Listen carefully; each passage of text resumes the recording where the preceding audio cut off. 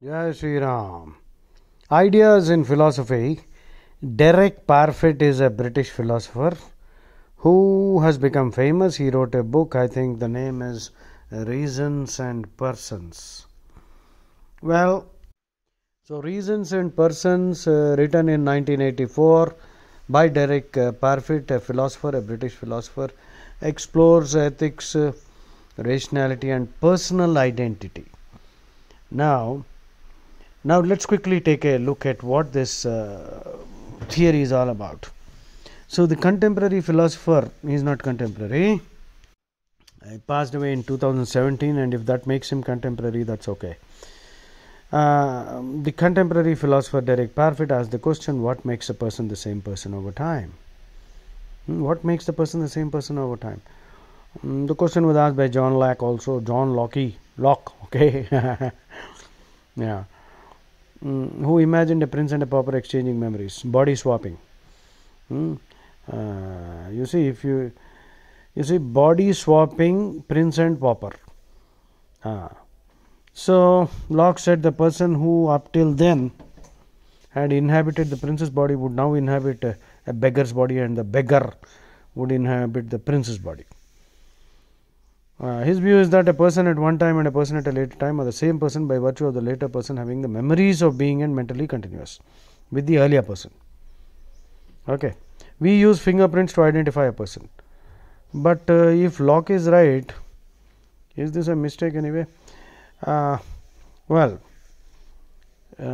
there are two of you, suppose you step into a teleporter and two of you come out, which one is you?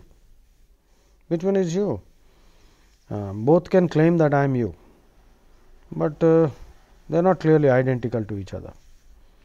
So Parfit concludes that identity doesn't consist in memories and mental continuity, but he goes on to claim that it does not matter, since what we really care about is surviving, and survival consists in mental continuity. Whereas in Hinduism, Sanatana Dharma, Bhagavad Gita, your personal identity is in reality your samskaras, your gunas, and that will also confer on you the varna. Varna is the psychological temperament, whether you are a Brahmin, Kshatriya, Vaishya or Shudra. And this can change. This can change. If you live by the Bhagavad Gita, then you will know your aptitude, and based on your aptitude, you can be very sattvic. You can be as moksha yogya Brahmin if you are sattvic. You can be a moksha yogya Kshatriya if you are sattvic. Moksha yogya Vaishya if you are sattvic. Moksha yogya Shudra if you are sattvic. So there is no hierarchy here. None is actually superior or inferior. Just like the lecturer, the soldier, the businessman, the farmer, and the skilled artisan, or even the daily wager, all of them are equal in the sense that they are doing what nature has endowed them to be able to do. So our identities are very clear. It is not just the body. Somebody could have a body which is very attractive, but inside that body could be a mind that is diseased. So what do you say? That is asuric, tamasic. So it's not the body that gives your real identity.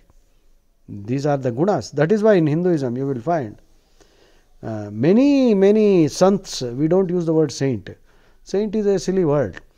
Saint is a Christian term for a person who is willing to kill people, torture them if they are not willing to get proselytized. Like, for example, Saint Francis Xavier, who is responsible for the enormities, iniquities, the great felonies committed during the Goan Inquisition. And the Pope has yet to give us an apology. The Pope has given apologies to many nations for the crimes committed by Christianity in the name of Inquisition, where women were tortured, raped, breasts were cut off, and most unthinkable horrors, all in the name of religion. Religion was the excuse to loot, exploit, commit crimes proselytize and kill the infidels. So when you have a religion and a holy book which is recommending you to commit atrocities, and then you give that fellow an identity as a saint, that's the ultimate travesty of justice. I don't use the word saint, I use the word sant. Sant. In Hindustan we have sants. So sants are friends of mankind. They treat the whole world as Vasudhaiva Kutumbakam. They don't eat meat because meat cannot be procured without violence. And every animal loves its life. The chicken has its own family. How can you can you squeeze the chicken's neck yourself? No. You have developed such a thick skin that you feel comfortable eating the meat of that chicken when somebody else has committed the crime of slitting the poor thing's neck. And you have got addicted to the taste to such an extent that you are worse than a bloody beast. So I don't use the word saint. So I digressed a little. I use the word sant. Sant. Again, it's untranslatable. Saint is a silly word. I told you saints more. These saints are criminals actually. What kind of a saint is he who is willing to commit crimes in order to proselytize somebody into his religion, which has a holy book which preaches violence and which is full of lechery, butchery and treachery? So it's really ironical that nearly 2 billion people in the planet still follow this, and another 2 billion follow another holy book which is perhaps worse than this. So in Bhagavad Gita, Krishna will give you a very clear indication of what your personal identity is. Your personal identity is perfectly within your control. You can transcend the environment, develop sattvic gunas, be a friend of humanity. Study Bhagavad Gita and you will understand what your personal identity is. Jai Shri Ram.